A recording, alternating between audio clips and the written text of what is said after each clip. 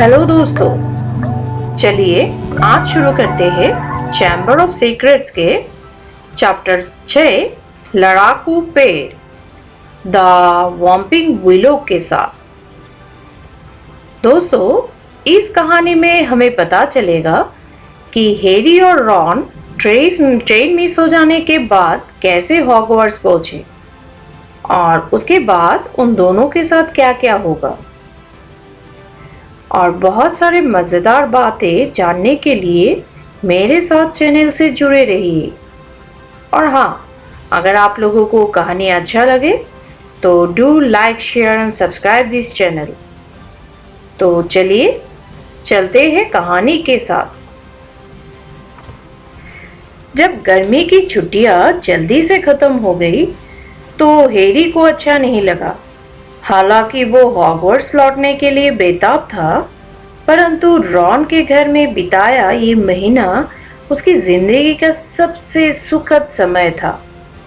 जब उसने डर्सली परिवार के बारे में सोचा और ये भी कि अगली बार प्राइवेट ड्राइव में जाने पर वे लोग उसके साथ कैसा सुलूक करेंगे, तो रॉन से ईर्ष्या होना स्वाभाविक था। रॉन के घर में उसकी आखिरी शाम को मिसेस विज़ली ने जायकेदार खाना तैयार किया, जिसमें हैरी की सभी मनपसंद चीजें शामिल थी। उस रात का डिनर मुंह में पानी लाने वाली ट्रिकल पुडिंग पर खत्म हुआ। फ्रेड और जॉर्ज ने अंत में फिलबस्टर पटाखे जलाए, जिन्होंने किचन में लाल और नीले सितारे भर दिए। ये सितारे कम से कम आधे घंटे तक छत से निकलकर दीवारों पर टकराते रहे। फिर गर्म चॉकलेट का आखिरी कप पीने और बिस्तर पर जाने का समय आ गया। अगली सुबह उन्हें अपने काम निपटाने में बहुत समय लगा। हालांकि वे मुर्गे और बाघ के साथ ही जाग गए, परंतु ना जाने कि उन्हें हर काम में कुछ ज्यादा ही समय लग रहा था। मिसेस विज़ली का मूड बहुत खराब था, क्योंकि उन्हें अतिरिक्त मोजों और पंख वाली कलमों की तलाश में इधर से उधर भागना पड़ रहा था। सब सीढ़ियां पर एक दूसरे से टकरा रहे थे। वे पूरी तरह कपड़े भी नहीं पहन पाए थे और अपने हाथों में आधे टोस्ट लिए थे। मिस्टर विज़ली की गर्दन तो टूटते टूटते बची। जब वे जीनी का संदूक कार में रखने के लिए दालान पार कर रहे थे, तभी उनके रास्ते में एक मुर्गी आ गई और वे गिरते गिरते बचे। हैरी को समझ में नहीं आ रहा था कि 8 लोग, 6 बड़े संदूक, 2 उल्लू और एक चूहा छोटी सी फोर्ड एंग्लिया में कैसे समा सकते हैं। जाहिर है उसने ये अनुमान कार की उन खूबियों को जाने बिना लगाया था जिन्हें मिस्टर विज़ली ने जोड़ा था। मौली से एक शब्द भी मत बोलना, वे हैरी के कान में फुसफुसाए। इसके बाद उन्होंने उसे डिक्की खोलकर दिखाया कि किस तरह उन्होंने इसे जादू से बड़ा कर लिया था, ताकि सारे संदूक आसानी से समा जाए। जब आखिरकार वे सब कार में बैठ गए तो मिसेस विज़ली ने पिछली सीट की तरफ निगाह डाली, जहां हैरी, रॉन, फ्रेड, जॉर्ज और पर्सी आराम से बैठे थे। ये देखकर विज़ली बोले, हम मोगलों को जितना समझदार समझते थे वे उससे कहीं ज्यादा समझदार है ना? वे और जीनी अगली सीट पर बैठ गई, जो इतनी फैल गई थी कि पार्क के बेंच लग रही थी। मेरा मतलब है, बाहर से देखकर कोई नहीं कह सकता कि अंदर इतनी जगह होगी, है ना? मिस्टर विज़ली ने इंजन चालू किया और कार घर के अहाते से रेंगती हुई बाहर निकल गई। हैरी ने घर को आखिरी बार देखने के लिए गर्दन घुमाई। वो अभी मुश्किल से इतना ही सोच पाया था कि न जाने कब अब इस दोबारा देखे पाएंगे। तभी वे वहां वापस लौट आए। जॉर्ज फिलबस्टर पटाखों का डिब्बा भूल गया था। उसके 5 मिनट बाद वे एक बार फिर अहाते में रुके, ताकि फ्रेड भागकर अपनी जादुई झाड़ू ला सके। वे अभी मुख्य सड़क के तक पहुंचने ही वाले थे, तभी जीनी चीखी कि उसकी डायरी छूट गई थी। जब तक जीनी कार में लौटी तो तब तक उन लोगों को बहुत देर हो चुकी थी और वे चिड़चिड़े भी हो चुके थे। मिस्टर विजली ने पहले घड़ी को देखा और फिर अपनी पत्नी को। मॉली डियर, नहीं आर्थर, किसी को पता भी नहीं चलेगा। इसमें मैंने अदृश्य करने वाला छोटा सा बटन लगा रखा है। किसी को नजर आए बगैर हम आसमान में पहुंच जाएंगे और उसके बाद हम बादलों के ऊपर उड़ सकते हैं। हम वहां पर 10 मिनट में पहुंच जाएंगे और किसी को पता भी नहीं चलेगा। मैंने कहा ना, नहीं आर्थर, दिन के उजाले में नहीं। वे 11:15 क्रिंग्स क्रॉस स्टेशन पहुंचे। मिस्टर विजली भागकर सड़क के उस पार गए ताकि संदूकों के लिए ट्रॉली ला सके। वे सब लोग तेजी से स्टेशन के अंदर चल दिए। हैरी ने पिछले साल भी हॉगवर्ट्स एक्सप्रेस पकड़ी थी। सबसे मुश्किल था प्लेटफॉर्म नंबर 9:45 तक पहुंचना, जो मगलुओं को दिखाई नहीं देता था। इसके लिए बस इतना करना होता कि आप प्लेटफॉर्म नंबर 9 और 10 के अलग करने वाले टॉस बैरियर से होकर चलते चले जाए। आप बैरियर से टकराते हुए नहीं, परंतु ये काम बहुत सावधानी से करना पड़ता था ताकि कोई भी मगलू आपको अदृश्य होते हुए ना देख पाए।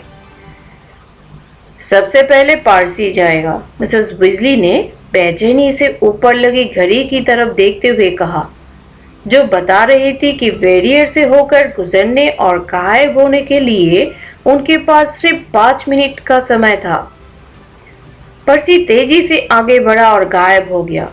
इसके बाद मिस्टर विजली गए और उनके पीछे फ्रेड और जॉर्ज। मिसेस विजली ने हैरी और रॉन से कहा, मैं जीनी को ले जाती हूँ और तुम दोनों ठीक मेरे पीछे आना। उन्होंने जीनी का हाथ पकड़ा और वे आगे बढ़ी। पलक झपकते ही वे जा चुकी थी। रॉन ने हैरी से कहा, हम इकट्ठे चलते हैं, हमारे पास सिर्फ 1 मिनट बचा है। हैरी ने अच्छी तरह से देख लिया कि हेडविग का पिंजरा उसके संदूक के ऊपर सुरक्षित रखा था। फिर उसने अपनी ट्रॉली और बैरियर के ठीक सामने रखा। वो पूरी तरह आत्मविश्वास से भरा हुआ था। इसमें उसे उतनी परेशानी महसूस नहीं हो रही थी जितनी कि छू पाउडर का प्रयोग करते समय हुई थी। वे दोनों अपने ट्रॉली के हैंडल पर नीचे झुके और बैरियर की तरफ चल पड़े। उनकी गति बढ़ रही थी।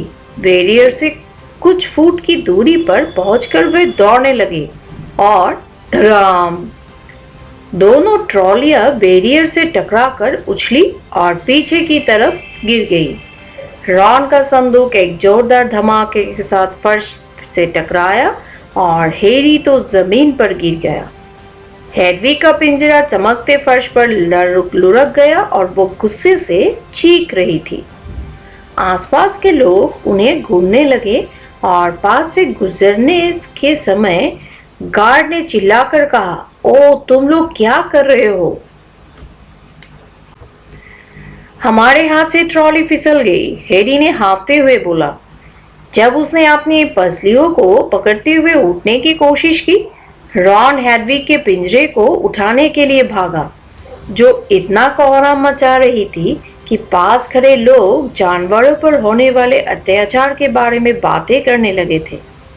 हम अंदर क्यों नहीं जा पाए? हैरी ने रॉन से फुसफुसाकर पूछा। मुझे नहीं पता, रॉन ने उत्तेजित होकर चारों तरफ देखा। दर्जनों उत्सुक लोग अब भी उन्हें देख रहे थे। रॉन फुसफुसाया, हमारी ट्रेन छूटने वाली है। मुझे ये समझ में नहीं आ रहा कि दरवाजा क्यों बंद हो गया। हैरी ने बड़ी घड़ी की तरफ देखा और उसके पेट की गुराई में उबकाए जैसा एहसास होने लगा। 10 सेकेंड, 9 सेकेंड। अपने सावधानी से अपनी ट्रॉली आगे बढ़ाई जब तक कि ये सीधे बैरियर से नहीं टिक गई और फिर अपनी पूरी ताकत से उसे धकेला। दीवार अब भी टस से मस नहीं हुई। 3 सेकेंड, 2 सेकेंड, 1 सेकेंड। चली गई, रॉन बोला और वो स्वस्थ था। ट्रेन चली गई। अगर मम्मी डैडी वापस नहीं आ पाए तो क्या होगा? क्या तुम्हारे पास मगलों के पैसे हैं?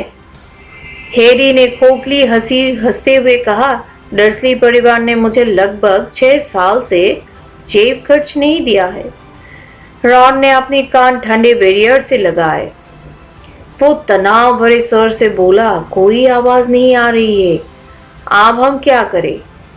मैं नहीं जानता कि मम्मी डैडी को वापस आने में कितना वक्त लगेगा। उन्होंने चारों तरफ देखा। लोग अब भी उन्हें देख रहे थे, खासकर इसलिए क्योंकि हेडविग लगातार चीख रही थी। मुझे लगता है कि बेहतर यही होगा कि हम कार के पास चलकर उनका इंतजार करें, हैरी बोला। लोग हमें बहुत सी अजीब निगाहों से देख रहे हैं। हैरी, रॉन ने कहा। अब उसकी आंखें चमक रही थी। कार, कार, हम कार उड़ाकर हॉगवर्ट्स पहुंच सकते हैं, परंतु मुझे लगता है कि हम फंस गए हैं, ठीक है? और हमें स्कूल पहुंचना है ना? और अगर सचमुच आपातकालीन स्थिति हो तो नाबालिग जादूगरों को भी जादू करने की इजाजत है। अनुच्छेद 19 या अधिनियम की कोई और धारा? हैरी का दहशत का भाव अचानक रोमांच में बदल गया। क्या तुम कार उड़ा सकते हो? कोई दिक्कत नहीं है।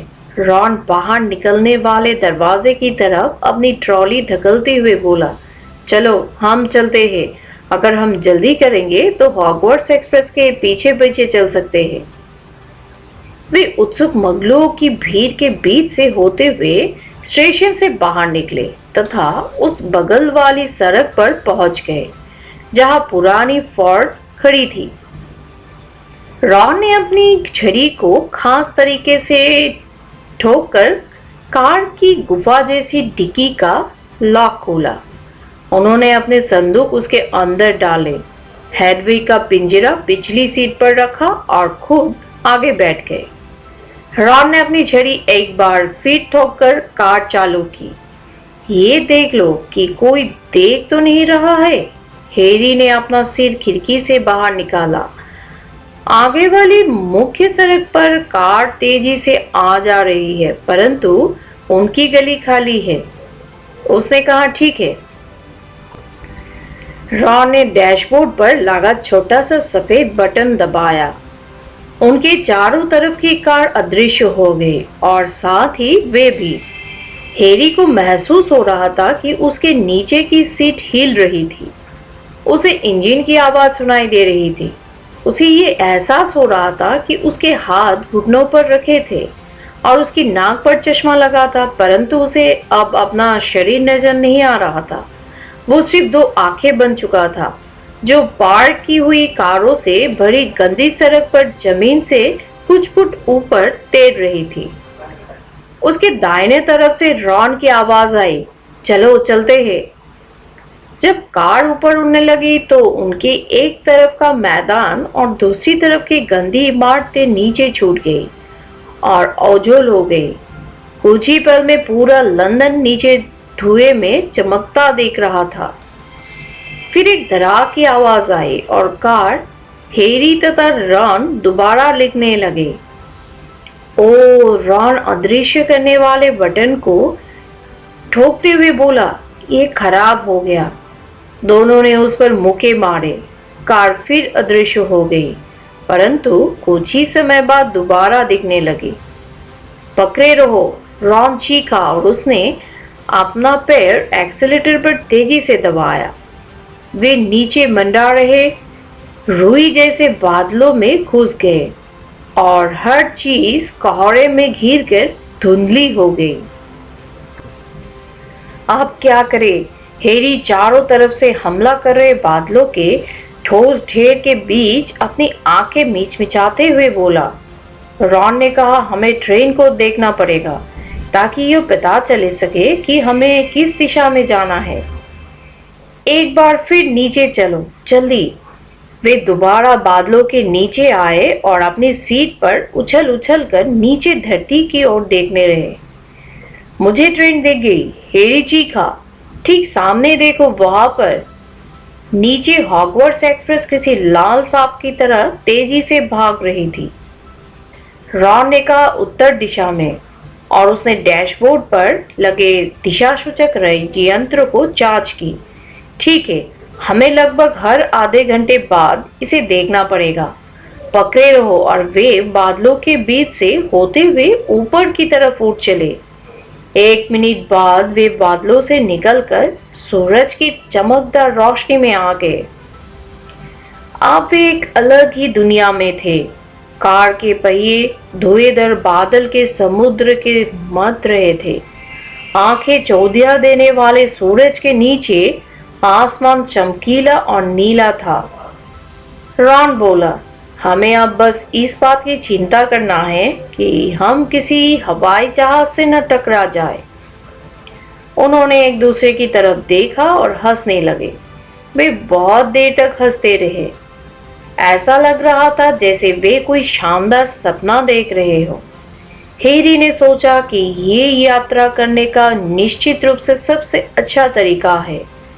कार में चमकते सूरज के रोशनी के साथ बर्फीले बादल के भंवर और कोहरों के पार जाना, जबकि सामने टॉफी का मोटा पैकेट रखा हो। हैरी इस संभावना पर विचार करके भी खुश हो रहा था कि जब वे हॉगवर्ट्स के महल के सामने वाले सुंदर लॉन में शानदार तरीके से उतरेंगे, तब फ्रेड और जॉर्ज कितनी ईर्ष्या से उन्हें देखेंगे। उत्तर दिशा में और आगे बढ़ते हुए वे समय समय पर ट्रेन की खोज खबर लेते रहे।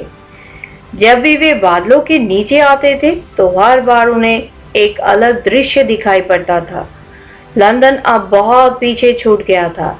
इसके बाद उन्हें साफ हरे खेत दिखाई दिए, फिर चौड़ी बैगनी बंजर भूमि, फिर गांव जिनमें छोटे चर्च थे, और एक बड़ा शहर जिनमें रंग बिरंगी कारें चोटियों की तरह रेंगती नजर आ रही थी।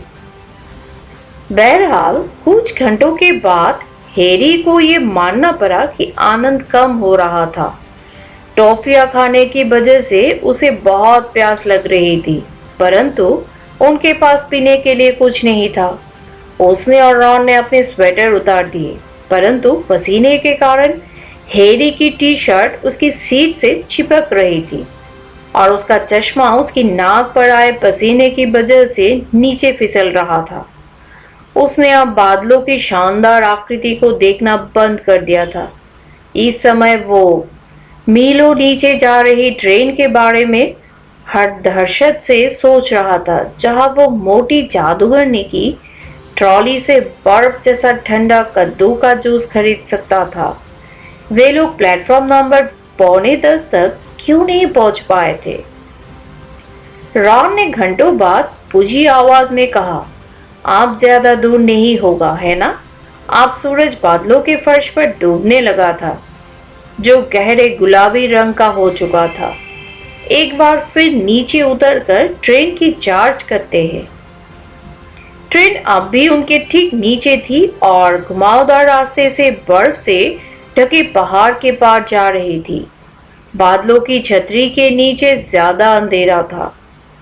रॉन ने एक्सीलेटर पर अपना पैर रखा और एक बार फिर कार ऊपर उठाई, परंतु तभी कार का इंजन आवाज करने लगा।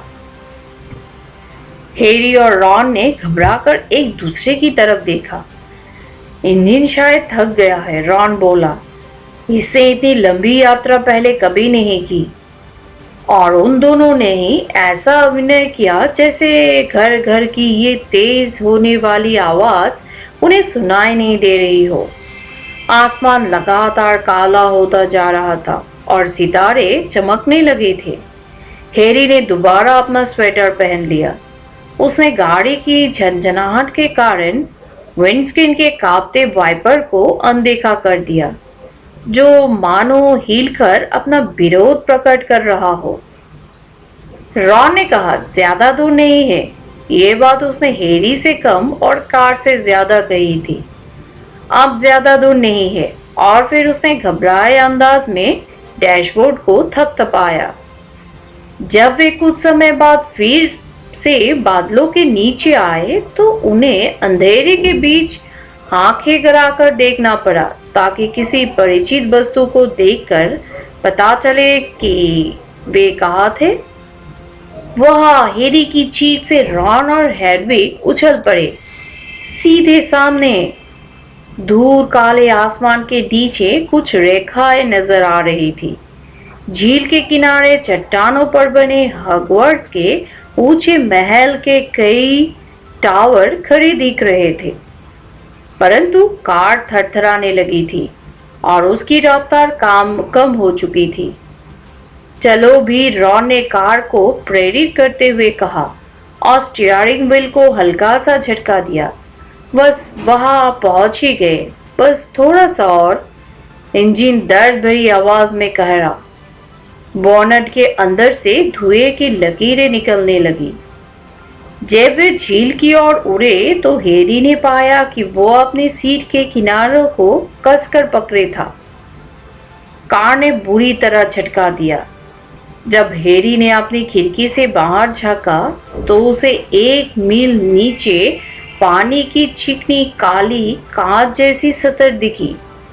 स्टीयरिंग व्हील पर रॉन की उंगलियों की गोट सफेद हो गई थी।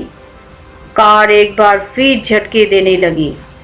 रुकना मत, रॉन बुदबुदाया। वे झील के ऊपर थे।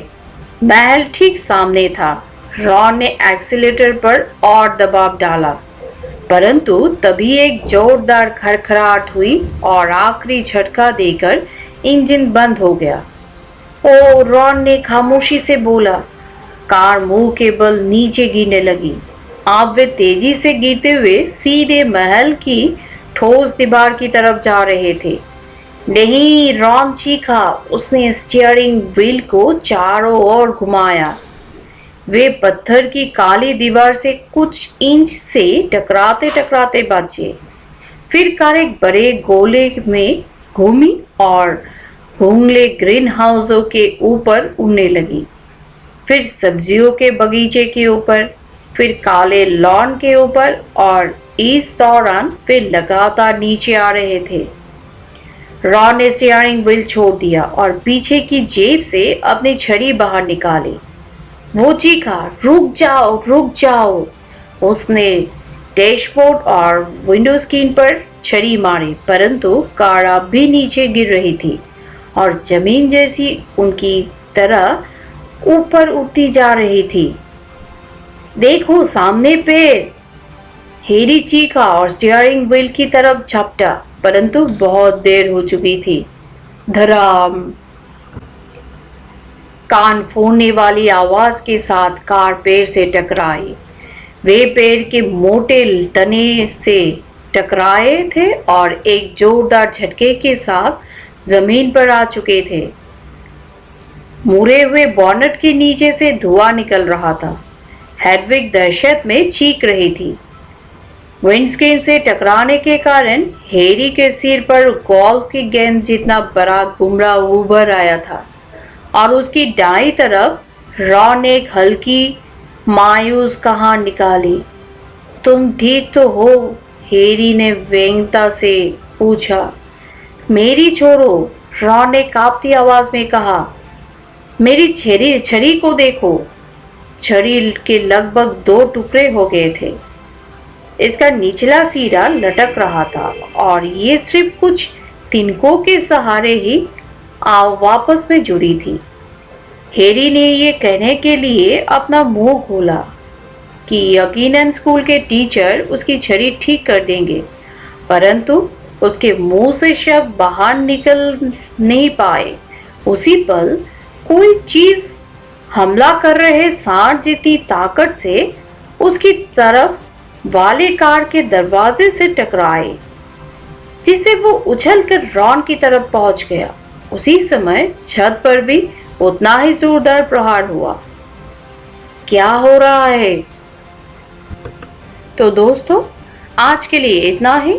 कल फिर मिलते हैं एक नए कहानी के साथ। तब तक के लिए गुड बाय।